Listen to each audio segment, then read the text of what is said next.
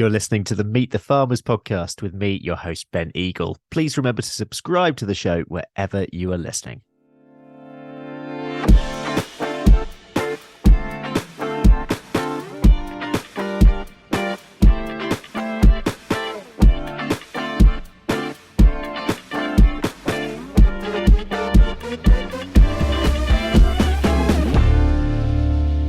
Hello, everyone, and welcome to episode 220 of the Meet the Farmers podcast with me, Ben Eagle. Today, I'm speaking to a man who is no stranger to agri podcasting or indeed broadcast journalism in general. I am really pleased to say that Surrey farmer and Farmers Weekly podcast host Hugh Broom is with me. Hugh worked full-time as a broadcast journalist in radio for 10 years, first in local radio in Reading, before moving to Capital Radio, LBC and Classic FM in London, and then going part-time with BBC Radio 5 Live, doing news and travel, until it moved to Manchester, which I'm guessing was a little bit of a trek from the farm. Throughout that period, he was also running the family farm in Surrey, where he's the fourth generation to farm there. The business is currently focused on rearing dairy beef cattle, but in the past also had a sheep enterprise and various direct sales ventures. From 2004 to 2009, he wrote for Farmers Weekly, and so when they launched their podcast at the beginning of COVID, he was really the obvious choice to sit alongside Johann Tasker as co-host. He sat on numerous NFU committees in various roles, including as South East Livestock Chair and National Beef Chair. Today, we're going to discover more about what drives this particular farmer to do quite so much. Hugh, welcome to Meet the Farmers. Thank you for doing this. We had a nice little technical chat before we started recording. It's absolutely a pleasure to have you. Nothing like it. Yeah. Thank you for having me. It's a pleasure. Let's go right the way back to the beginning. When you're growing up, did you want to be a farmer? Did you want to be a journalist or something else entirely? I don't know. I wanted to be a farmer. I wanted to be a farmer.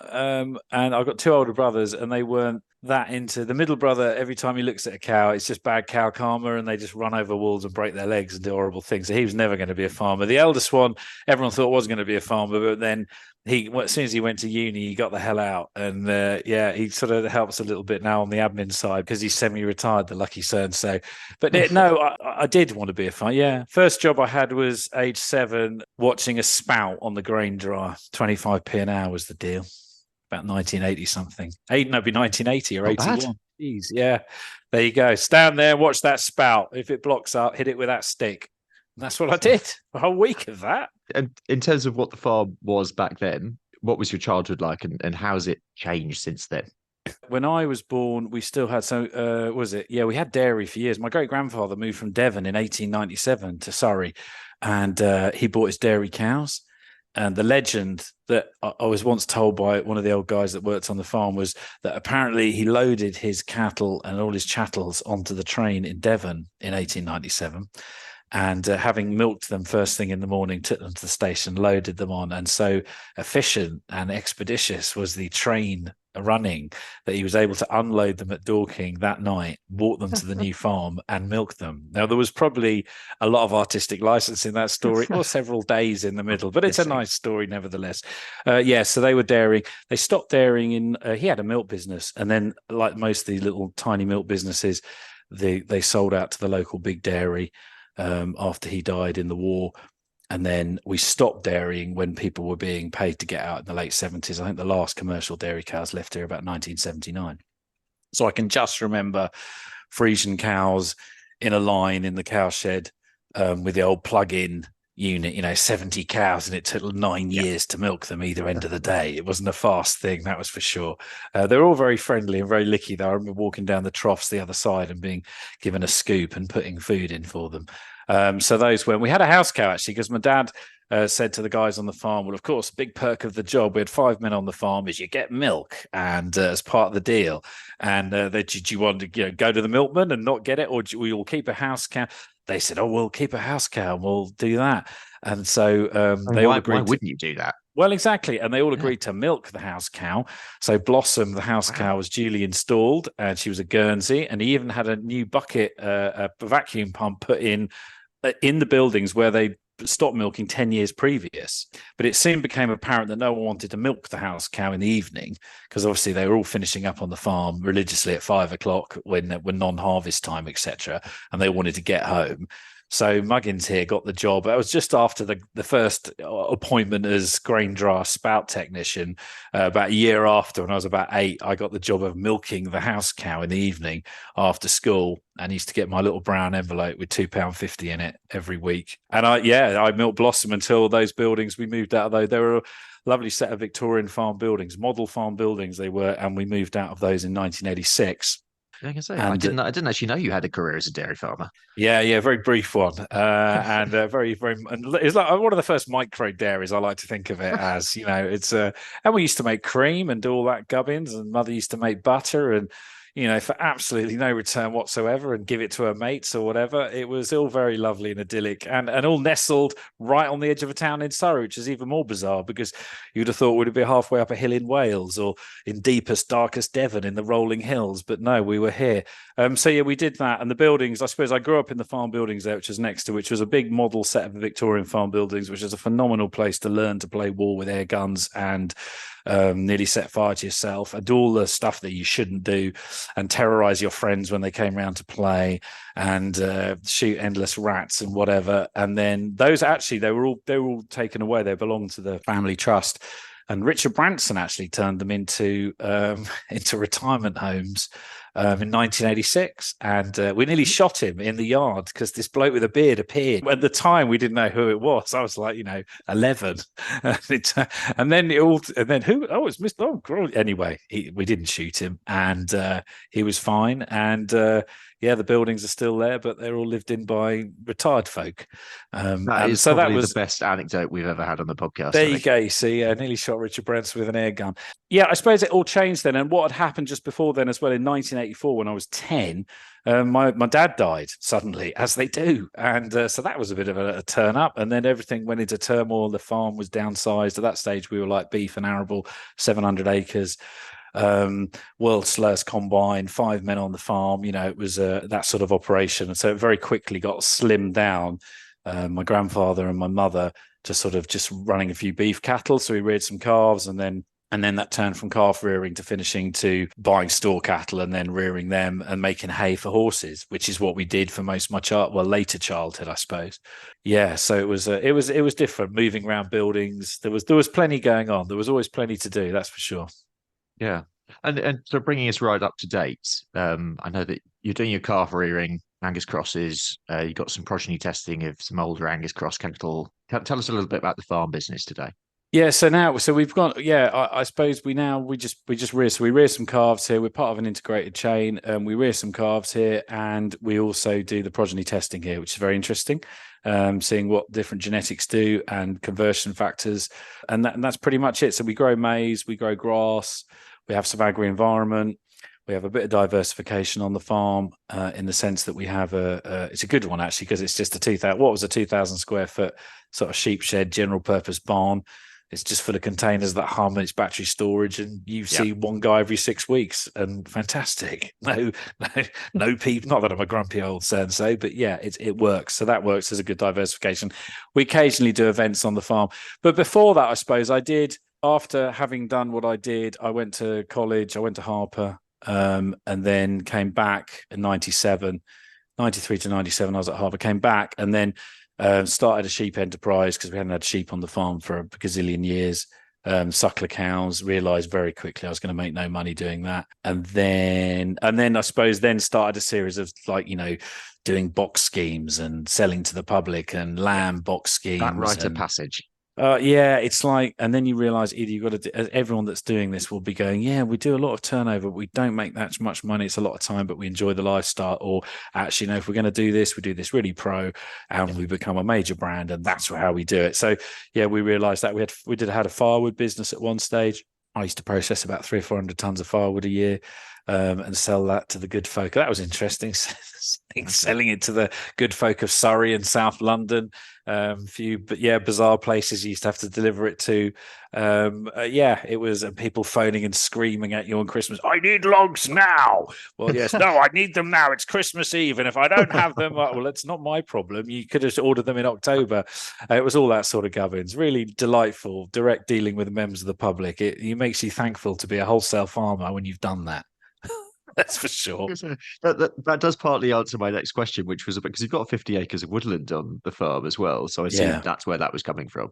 Yeah, some of it was. Yeah, we used to buy it in as well. We've done some with the woodland. We've started to do some ash removal because we've got the old ash dieback going on. There was a pheasant shoot running. That's not there now, actually. There was a pheasant shoot running in that woodland. And then we're quite blessed to Surrey, the most wooded county in the country. So there's plenty of cordwood around here. It's not like being in Yorkshire where you got to ship it all from Surrey to Yorkshire. So we just used to buy it in through Till Hill or whoever, buy a few loads of that in and chuck it through the processor and season it and sell it, which was, it's fine. But again, you got to a point where it was, okay, we're doing all this tonnage. We either scale up or move on to something else, and we sort of moved on to something else. This episode is being supported by our primary sponsor, Howden Rural, which is the new name for A-Plan Rural. The Howden team shares my passion for giving a voice to farmers, and we are both driven to raise the profile of farming voices to a wider audience.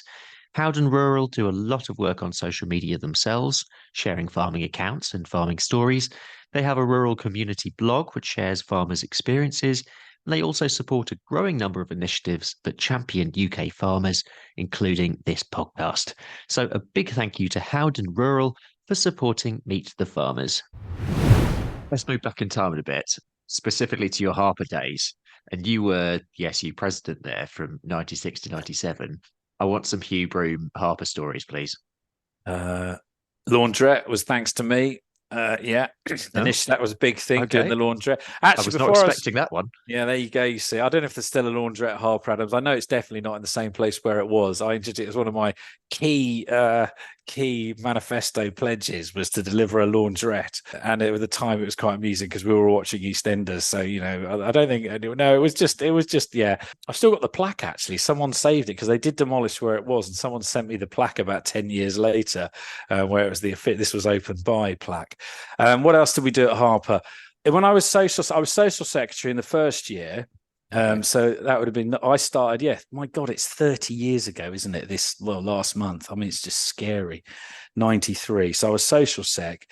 The disco, anyone that was there that era will remember that the disco was a fairly rubbish pair of Citronic decks that were put on a table and a couple of speakers, like a 400 watt system. And you had to put the security barrier out, the safety barrier out, because clearly it would just get mullered in the melee that was the dance floor in what was then known as the new bar, because I didn't make the old bar. That ceased, that turned into the cafeteria when I got there. And so bad was the decks that I thought, this is ridiculous. And bear in mind that I got into doing discos as a kid at home, hence why I knew about this stuff. And I'm proud to say, I think it's still there. I haven't been back there for about 20 something years, but I think it's still there. I see it in pictures. I put the sound system in the roof and the lights that are in the roof in the Harper bar. So that's one thing. That's a good legacy. I mean, I'm very proud of that. But that's a good legacy. And actually got the ball rolling as president, got the ball rolling on the toilet extension that goes out the back of the bar. I assume that's still there because everyone had mucked about getting that away and not getting it away. And I said, right, this is going to happen. So we got that away. But they started building that as I left. And the other thing I did as well, which I'm particularly proud of this thing, I was the first person to ever book the Wurzels at Harper Adams. It's another great claim to fame. Any modern student would think, they've been going there forever. Now, bear in mind that when so it was the Rag Ball of 1994, May 94, and I tracked down the Wurzels, who, bear in mind that their cultural peak was the summer of 1976. Okay, so I was 3 at the time.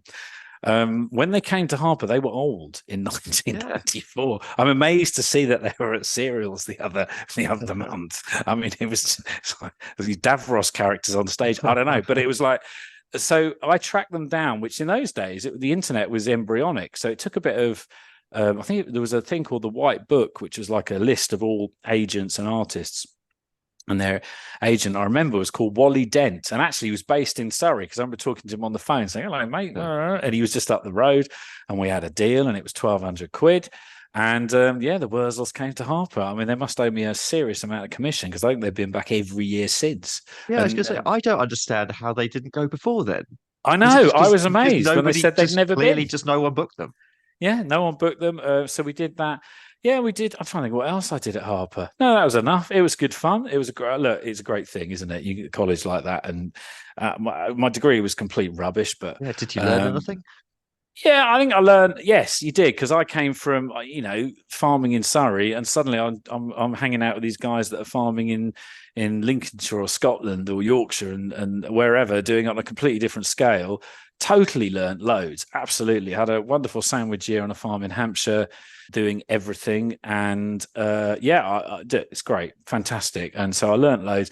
My degree was complete rubbish. They gave me the honours bit, I think, for being president. They certainly didn't give it for the academic prowess.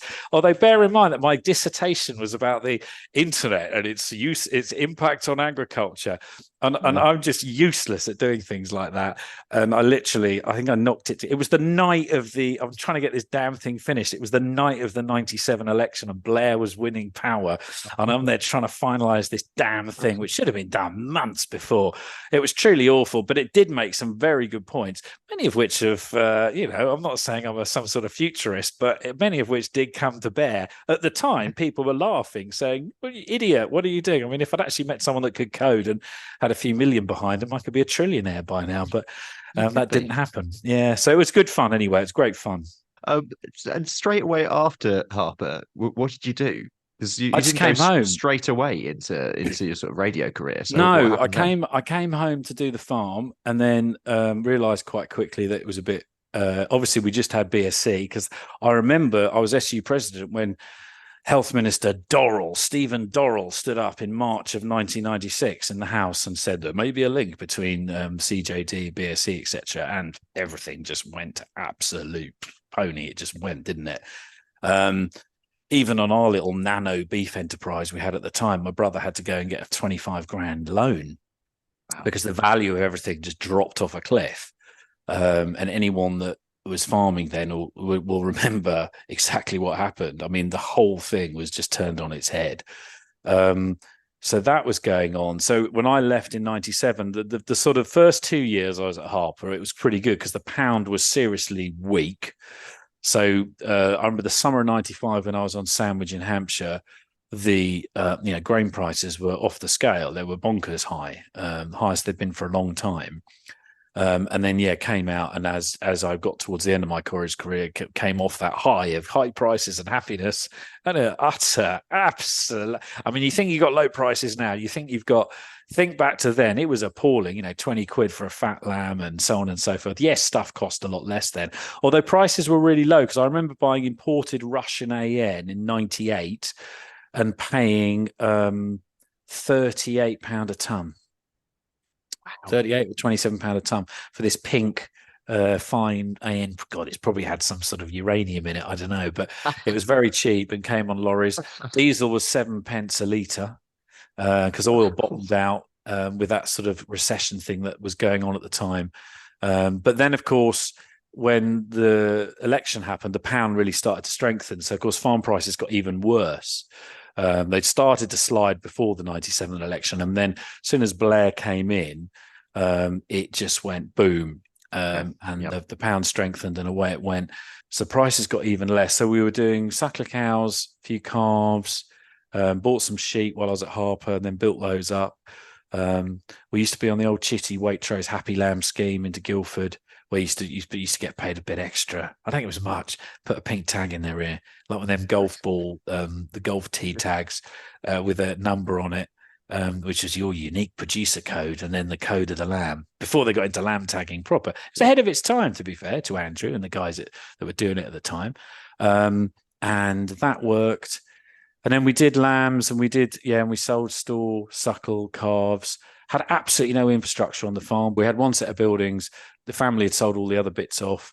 No one had done anything on the farm really since my dad died in '84, so the fencing was pretty horrendous.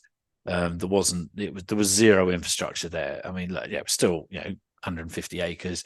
The farm's 280 odd acres, but at the time we had a great chunk of it rented out to a neighbour for arable.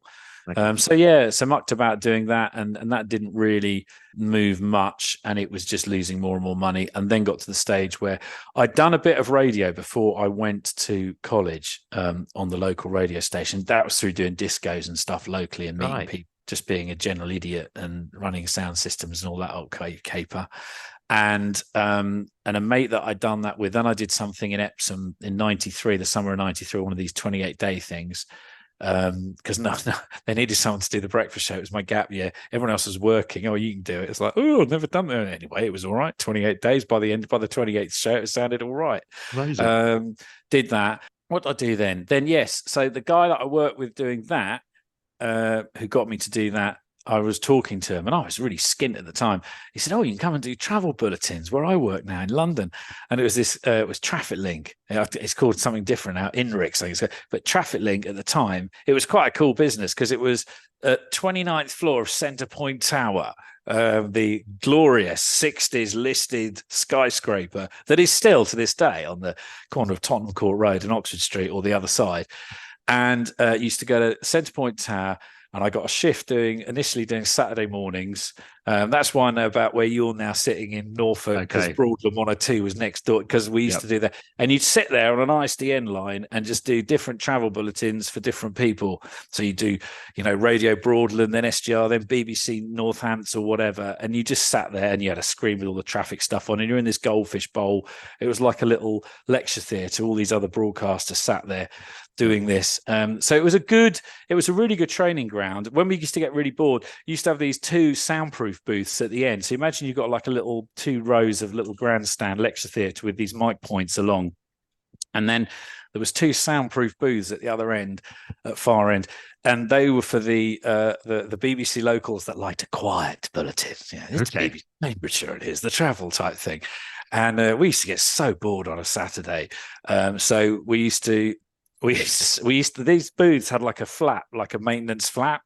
Yeah. So you could take the flap down and put your hand through, and your hand would appear on the desk where the person was reading the script from, or it would appear near where the script was.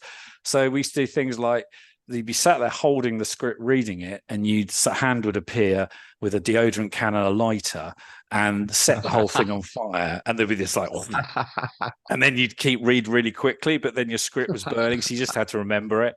And it was just ridiculous what we used to do. I shouldn't say, actually, none of these things exist anymore. This particular radio station doesn't exist anymore. I'm not surprised. It was a thing. It was an AM thing, and it was a country and western thing in London. And we used to have to pre-record the bulletin, and then you uploaded it to their computer, and it played it out, their travel bulletin. And again, we got quite bored. So what we used to do is we used to do the travel bulletin, but in a ridiculous accent. And we did it for months. No one really knew. It showed how few people were listening that no one actually worked it out. But anyway, so I did that, and that's how I started. So I used to do that on a Saturday morning. And then over time, they got me to come in and do random weekday shifts. So I'd feed animals in the morning, and they said, "Oh, can you cover a sort of 12 till 7?" And then I'd run around, do all the animals, jump on the train at 10 o'clock and be in London within an hour or so, job done, do that. So I did that. And then I suppose it was during that time that the foot and mouth thing happened. Right, of course. It was February of 2001, wasn't it? Yeah. And so there I am doing that. And one of the girls that used to work at the traffic place had got a job at Talk Sport. And I remember it was like day 1 of Foot and Mouth, and I'm there doing the Talk Sport 12:15 bulletin. And she comes on the thing in your ear, the talk back, and says, "Oh, could you talk a bit about Foot and Mouth? You're a farmer, aren't you?" I said, "Well, yeah." She said, "Fine, we'll do the travel, then the ad break, and then we'll come back to you. And Michael talk to you about Foot and Mouth." And so by default, I suddenly became this foot and mouth expert, which was the start of thinking, actually, I could do this journalism thing. And then I suppose what happened was, I hadn't got any qualifications. I had a Harper Adams degree, but I didn't have a journalistic degree, and and it's still to this day you have to do your law cert to be a journalist, so you don't defame anyone or say anything you shouldn't. So I hadn't done all that, and then when the 2001 election happened, which was delayed, I was asked by the local BBC to be one of these stringers where you dialed a special phone line and gave the results before they trusted mobile. Even though everyone had mobile phones, they still put a phone line into the venue even then, and you dialed it into the mothership to tell them the result. And I was surrounded by other journalists from other outlets who knew absolutely nothing about what was going on. And I'm being a bit of a political anorak, knew exactly what was going on. And I thought, well, how are they doing it? And I'm not. And they said, oh, we've done this postgrad thing. So I suppose, still doing the farming, still doing that. Tractor gearbox blew up in the summer of 2001. I thought, so this is just ridiculous. It's going nowhere fast. So I hit the phoned the college, which was the cheapest one that would do a postgrad, which was Highbury College, Portsmouth. It's that esteemed. It's actually quite a few people have been there. And they would do it for 1,200 quid because the one in London was nearly $5,000. And I started that course on 9/11. What a day to start a journalism course. By which time I'd sold all the suckler cows. They'd made reasonable money, bless them, because everyone in the north at that stage had started to restock post FMD. Yeah. And then we'd also sold a load of the sheep out as well. And then so I started doing that and then did, a lot of the farm we put into stewardship. Arable reversion, that was a good number for 100 acres. Just top it once a year and get paid 100 and whatever it was an acre. And then I started did the course and then got a job in radio. Yeah, and then that sort of kickstarted your journalism career. Take me through some of your sort of highlights in terms of what you were covering. Reading. I used to do freelancing, and then because there was loads of local radio stations then, which there isn't much now because it's all been homogenized into motherships. So I did freelance bits here and there, like down at Creepy Crawley, down at Radio Mercury, or I went to various things like that. And then I finally found this job. I applied for these jobs, as you do, when I'd finished the course in 2002, the summer of 2002. And then I got a call back from these people in Reading who were starting this new radio station, and it was really slow. Like the guy actually phoned me and said, "Oh yeah, come and have a chat," and then nothing happened. Okay. And I had to keep phoning them and say, "Come on, look, I'm grain carting here. I'm bored. I'm not making any money. I've just done this course. I want to do something wacky and exciting that doesn't involve grain cart." Take me to Reading. Yeah, exactly. And then in the end, this gentleman got me along. He was the most wonderful guy. Him and his brother. His brother had started it. He'd been pulled in by his brother to run it. His name was Tim Grundy, and anyone ancient listening to this will remember the Sex Pistols interview on the Granada Tonight Show. It's the classic bit of TV footage where the Sex Pistols start swearing at the then very famous Bill Grundy, who was Tim Grundy's dad. And he was from Manchester, and he did not from the Archers.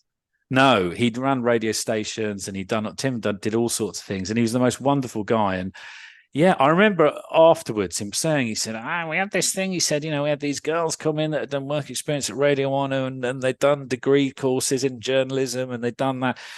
And we had these two girls, and then we employed a farmer. It was, but he did have a qualification. So yeah, Reading 107, and it was owned by part of it was owned by the chairman at the time of the football club, John Medeski. It was in the stadium at Reading, and I knew absolutely nothing. I'm crap at sport. I knew nothing about football, and and also it was a shared home with London Irish, so I had to learn everything. I had to become an expert on whatever it was for championship football and the London Irish Heineken Cup or whatever. And so I got the job there, and it was good because it started from scratch. And then so we had a month to build a newsroom basically, and then we went on air and off we went. And I was there for about a year and a half, and it was good fun. Yeah, and then you were talking of your freelance stuff for 5 years. You were writing for Farmers Weekly as well. This is 2004 to 2009. That sort of period. So that was because the Reading thing went on, and then I done my time there. Did a year and a half. It was great fun, but the money was rubbish. Then I saw this job advertised at Capital, and that's how I went to work there.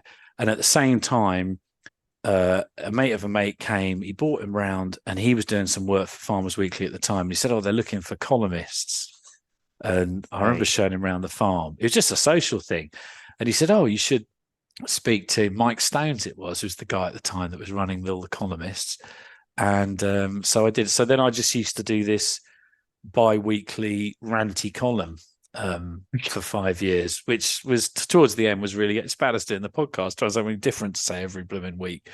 How David Richardson did that every week for 9 millennia or however long he did it, just off the scale, really, to knock out 600 words every week and say something relevant. It's tough. I just do it every other week. And so, yeah, no, that was fun. So I used to do that. Yeah. So that was just a quick bash out 600 words first thing in the morning. I got to my desk and it went into Farmers Weekly. And I was probably, I was young and wacky then. It was like Jane King had just revamped the magazine. Average reader was like still 92 or whatever. And so I was there being the gobby little so. Yeah, it was all right. But I mean, just going back to radio, I mean, you're obviously doing the podcast now, but I mean, do you miss your radio career?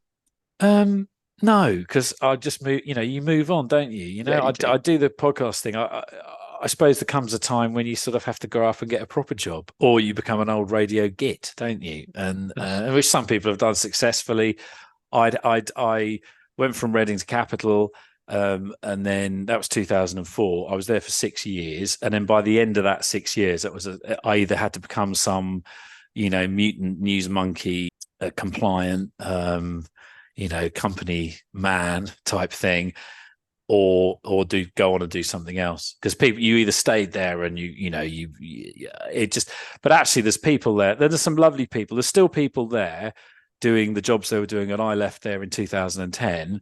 Who are they're still there doing the same job. Great, fantastic, but I wanted to move on. Plus my other half was working away a lot. We had the first patterings of tiny feet about to arrive.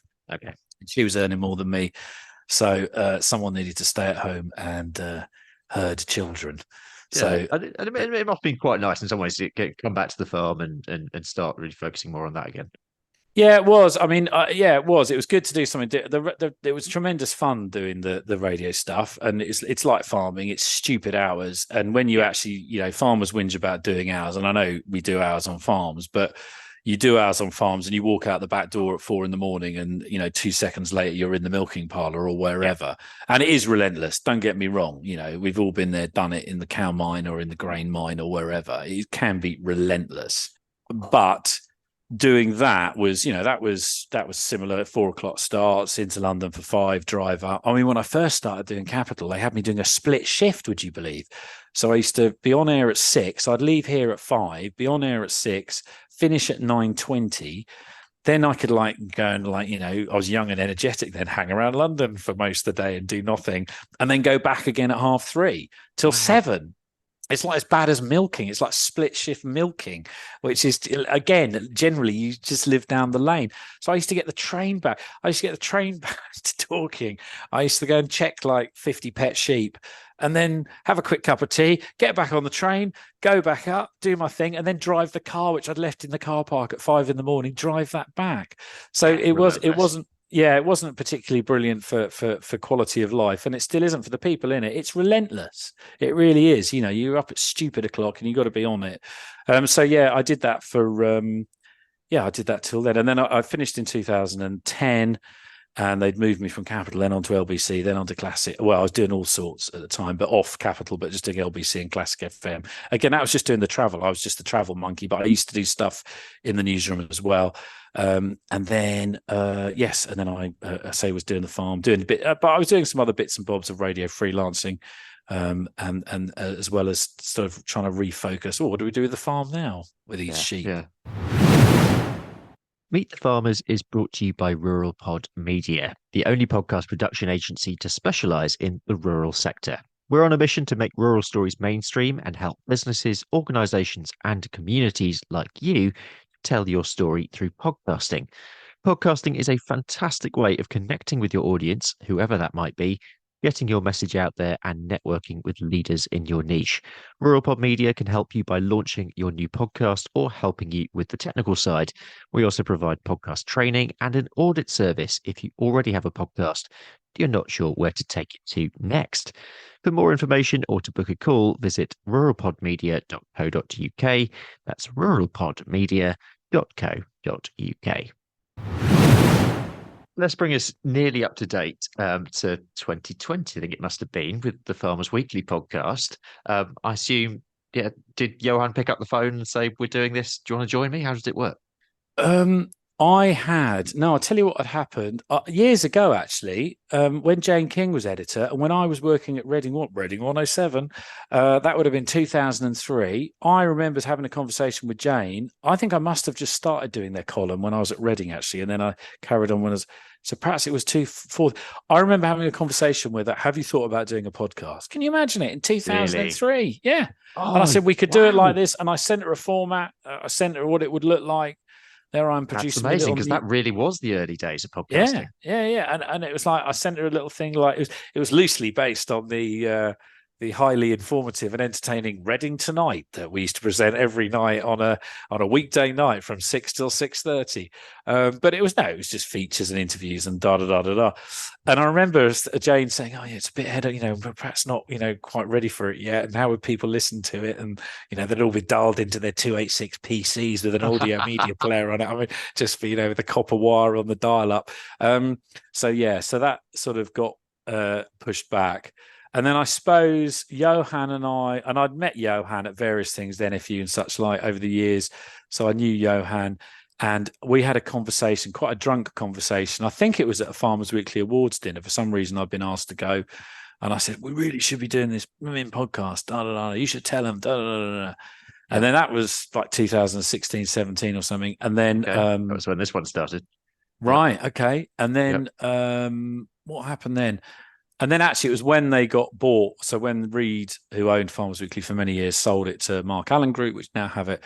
Mark Allen Group had wanted to, expand their digital footprint, which every publisher needs to now. And so Johann phoned up and said, that podcast idea that we talked about ages ago, they want to do something with it. Can you make a mock-up? Well, you're a patient man. Well, yeah, but it's like farming. You just irons in fires, isn't it? Nothing happens overnight. Nothing happens quickly. But if you just keep chonking along, it all gets there in the end. Yeah. And like you were saying earlier as well, in terms of content, I mean, to come up with new content week in, week out, and especially style of podcast that the Farmers Weekly podcast is as well. How does that work in terms of production? Because I assume it's just the two of you. Yeah, it's me and him. And some of the other colleagues record stuff, which is great, on the magazine. I just do it. I mean, I just effectively work freelance for them. We just have a conversation like any newsroom. You have a news meeting. What's going to happen this week? We're going to cover X, Y, and Z, or this might happen, or that might happen, or we'll go to this show, or whatever. And of course, the challenge with any news is keeping it moving and keeping it engaging. And that's particularly hard in a niche sector. So whether you're, concrete molding weekly or vet injection monthly or whatever the niche thing is, it's blooming hard work, because farming at least is seasonal and cyclical. The news agenda, don't miss our lambing special this week, which we publish the first week of February every year, which is a challenge in itself to write it differently and to re-angle it. The Combine Buyer's Guide for, it's this. So it's great that it's seasonal and it's cyclical, but at the same time, the flip side is it's not like general news where, some pretty horrendous things happen and some lovely things happen in the world. And it's the broad spectrum of general news. So with stuff like Farmers Weekly, it's specialist. So yeah, we just have a chat, see what's going on. If there's a bit of argy-bargy going on between whoever and whoever, we'll cover that. You might get some rando scientist in that's said something amazing that actually people need to hear to start to think about, because I think all too often in farming, we get because we're going at 200 miles an hour, trying to spin loads of plates. We get very vexed when things change and when people want to do this or want to do that, or this regulation or that. And if you can get someone in to give a sort of satellite view and say, well, this might be why you want to do that in the long term. So yeah, it's and countering some of the more populist stuff. It's a mishmash of everything, really. Yeah. While I've got you here, I just want to talk about politics for a little bit, because we are just coming out of the conference season, and I'm sure you'll have an opinion on this. So, I mean, the question is, I suppose, what would a change of government mean for farming, which is almost, I'm not going to call it, but it's almost inevitably going to happen next year. I wouldn't bank on it. Given what's happening in the world at the moment, I absolutely would not. I would not count any chickens. You wouldn't do anyway, even if you're polling 20 points or 23 points ahead. But given what's going on at the moment, here we are. Yeah, who knows? But look, assuming that does happen, what does I keep saying it on the podcast at some point, if we are to accept that we need to reach net zero by 2050 as a nation, if we are to accept the basic principles of global warming, and I get that some people don't, but let's face it, it's happening. We see it day in, day out on what we do on farm. At some point, not just for farmers, but the society in general, someone is going to have to start handing out the political cup of cold sick, which, no longer can you go on holiday to the Bahamas unless your airplane flies on, you can get a ride on a seagull, or you're going to have to start holiday. You've got to cut back your consumption. You've got to stop having a family car. You've got to stop, all of the nasty things that are going to happen if we're to hit net zero and hit our emissions targets. Governments are going to have to start bringing these things in. And I think that, the next administration, if the next administration was to win with a considerable majority, so it can effectively do what it wants for the 5-year period, if we are to hit those targets, it's going to have to be brave enough, whatever color it is or makeup it is, to be able to do that, to get us underway. Because we're here talking about it, just in agriculture, there's plenty of confusion around emissions profiling, around benchmarking, how you do it, what you should be attaining to. I would say there's a fairly visceral lack of leadership there. I know people have come out and said big statements, we're going to be net zero by this, we've done that or the other. But in terms of getting everyone together in a group and saying, right, guys, this is how we're going to march. This is how we're going to do it. We're going to help the people that aren't sure, use the people that are good at it to work out how we all do it, et cetera, et cetera. So that's just within agriculture. But generally in government, there's going to have to be that big commitment to actually, make these things happen. Because if they don't, it's just going to fester for another 5 years. And we're going to end up, if we wasted the last... Well, what have we actually achieved in the last 5 or 6 years? Very little. I mean, we've got a new support system. Yeah, in England, we've got a new support system. Our poor friends in Wales and Scotland are sat there still looking over the precipice thinking, what happens now? The Welsh government, it's time to get on. And there's some big decisions to be made at every level for everybody. And there'll also, dare I say, soon enough be changes at the NFU in terms of leadership as well. I don't know whether you've heard Manette's interview on the Rest is Politics pod. I did. I actually listened to it in the car the other day. Yeah, I don't often. I listened to it yesterday. Yeah, and she's done a fantastic job, hasn't she? And amazing. So that's a seriously hard. Everyone thought the big man Peter Kendall had done a big job, and he did a fantastic job, and then along came a Manette and did another fantastic job. So there's some big boots for someone to step into there, whoever that may be, in terms of doing it. It is it's a unique organization in terms of what it can do, in terms of what it achieves, and all that sort of stuff. So there's plenty to play for there, and like I say, back to what we just said about government and changing and actually kicking on and making stuff happen to hit these various targets, as well as all the other stuff, the challenges going on with the world, with the weather, with war, with crazy markets, spikes in commodities, et cetera, et cetera. You've got to do all of that and deliver people's food on a plate at the end of the day as well. So, none of it's easy. Quite exciting, but none of it's easy. Just a little more about our primary sponsor, Howden Rural, which is the new name for A-Plan Rural. Same people, different name. Howden Rural provide bespoke insurance cover for farms and estates. This could be for anything from tractors and machinery to a new exciting diversification venture. So for more information, visit howdeninsurance.co.uk/rural. Let's bring this back to you just before we round off. You've got the podcast going on. You've got the stuff on the farm going on. What's next? What's next in the life of Hugh Broom? I don't know. Just carry on. Just keep doing what we can. I do a bit of stuff for the NFU locally. I'll just carry on doing whatever opportunity comes along. There's always something to do, isn't there? There's plenty of challenges. There's lots to be excited about. Just keep engaging, keep improving, keep moving forward. End of. It's simple as that, really, isn't it? That's good. We're going to do the quick questions, which are a little bit of fun. But first is, what colour tractor, red, blue or green? Not bothered, as long as it starts and it works and it's the right money. I swear, honestly, this is literally this. That's been the answer that nearly every single guest who I've started. I've only been Really? doing these the last 4 episodes, and pretty much everyone has said But that. that's good, isn't it? Because people are, Exactly. I think people get over obsessed with all that sort of stuff. And it's nice that they get attached to their tractor, but obviously you've got to be kind and compassionate and look after it. But equally, it's a tractor at the end of the day.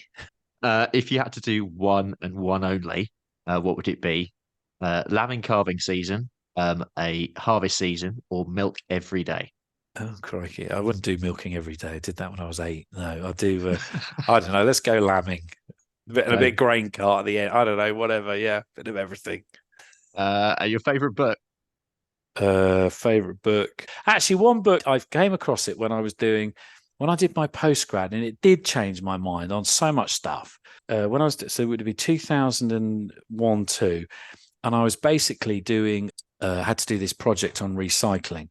It was we had to make these pack radio little mini programs, and I chose to do recycling, and I did it, and I ended up going to interview our local representative of the Green Party here where I live in Surrey. Right. And there's this lovely chap. Funny enough, he was a proper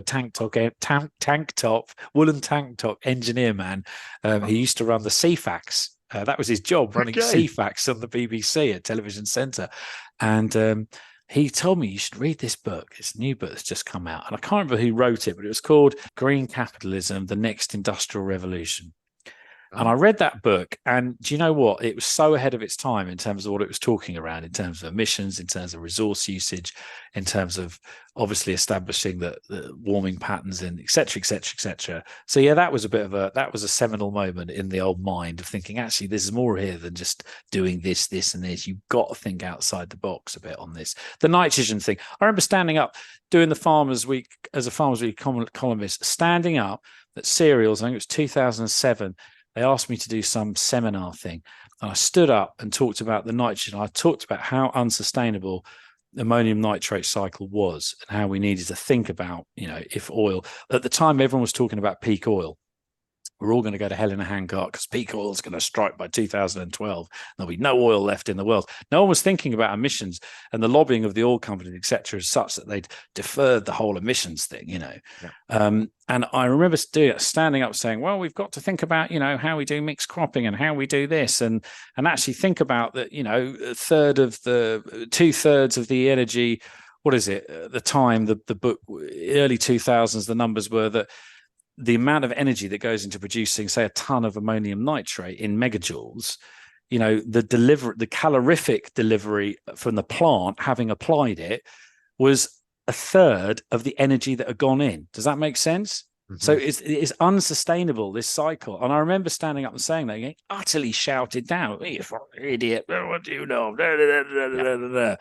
You need to go back to Surrey, sod, where, put your blooming caftan back on and all that old caper. And here we are now talking about how do we use no nitrogen? Yeah, isn't the harbour process unsustainable? So that was a big book. Yeah, Green Capitalism, The Next Industrial Revolution. What a book. Talked about hybrid cars in a really weird way. Really? But actually, it's totally what's happened. Yeah, absolutely. I remember it talked about battery. It said if everyone had a hybrid car in the US at the time in the late 90s, 94% of cars in the US were parked at any one time. Okay.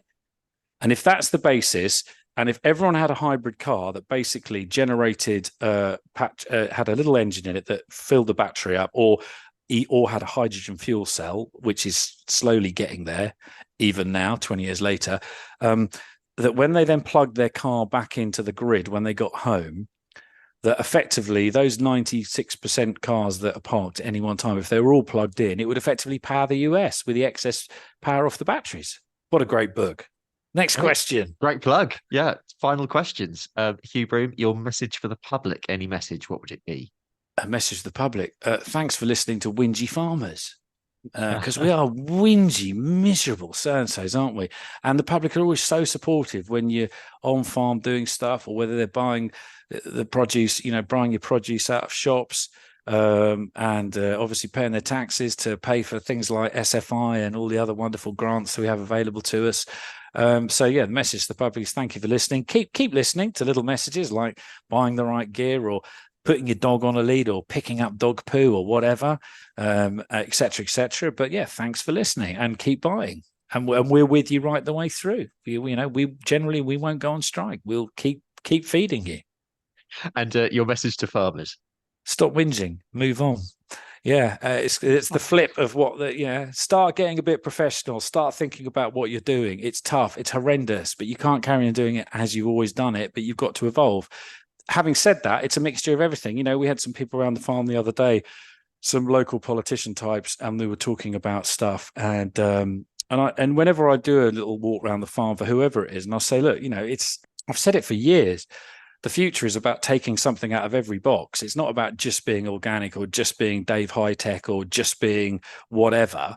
It's about making the most out of what you've got, and at the same time remembering the saying that if you stand in the same field long enough, nothing ever changes, because you generally end up going back to square one, because the basic principles of agriculture as such, it's about growing stuff. There will be fundamental changes in how you grow that. You might go to growing it in a stacked environment or using hydroponics or whatever, but the basic principles at the moment are the same until some big thing happens. So in terms of farmers, it's about making the most of what we've got. There's so much going on potentially that we could do going forward in terms of, there's so many challenges, but there's so much going on in the future, whether it's around, genetics, whether it's about the tech that's appearing, AI. There's so much to be excited about, and we've got to infuse and excite to get the next generation in. So if every time you moan and whinge, all that does is just, I'm going to be a footballer instead. I don't want to be a farmer. There's loads to be excited about. Keep thanking the public. Keep feeling lucky for what you're doing. If you're not happy with it, move on. Do something else. It's not a problem. It's simple. But I just despair at people that whinge about the smallest things, because the challenges facing us are so huge. And if we're going to counteract those, then we need to be utterly together in terms of how we move forward. Fantastic. And finally, apart from the Farmers Weekly podcast, of course, your recommendation for a blog, podcast, social media account, or perhaps radio show to listen to follow, can be farming, non-farming, anything you like. I used to like, on social media, there's just so much farming on social media. It's almost like overload. It's everywhere. If I see another video of a blooming forage harvest, look at our tractor ploughing. Oh, shut up. Yeah.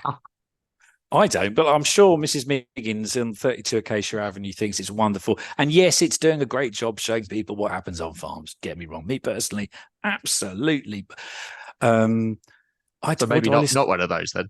No, not one of those. Anything really. Sometimes you just randomly pick podcasts and listen to them, usually in the car. That Beyond Politics one that you were talking, not what it's called, the one that Manette was on the other day. Politics, yeah. Restless Politics with Rory Stewart and Alistair, what's his name? Campbell, PR man. Yeah, that's good. They do a nice job of that. It's a bit over edited, but it's all right. All of those things are quite good, aren't they, in terms of the specialism stuff? Anything specialist. I used to really like, actually, it's probably the tie-dye in me. The one I used to like, and they've stopped making it now, and I don't know why. Patrick Holden. I've always been a big fan of Patrick Holden. Patrick's a bit left field, but he always has been.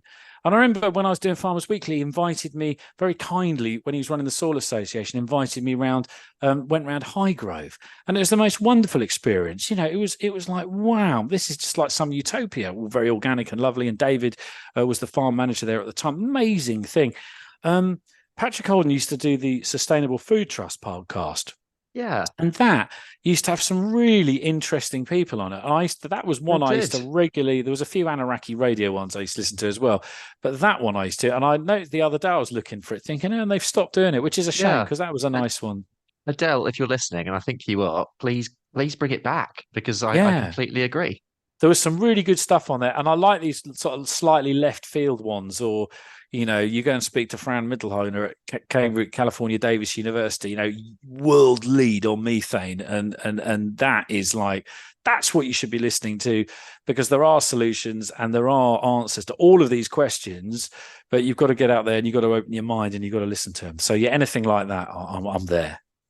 Well, Hugh, it's been a journey. Thank you so much for today. It's been an absolute pleasure having you on. Thanks for having me. That is it for today. Big thanks to Hugh for coming on the show. If you haven't already, please like and subscribe to the show wherever you're listening. Leave us a review on Apple Podcasts or Spotify. Next time, we'll be heading over to the States, and I'll be speaking with dairy and beef farmers, respectively, Tara van der Dussen and Nicolai Kovarik. Thanks again to Hugh for today, and to our primary podcast sponsor, Howden Rural Insurance, for supporting the show. Please see the show notes for more information and for any links mentioned today. For now, though, I'm Ben Eagle. This has been Meet the Farmers. Thank you very much for listening, and I hope you all have a great week.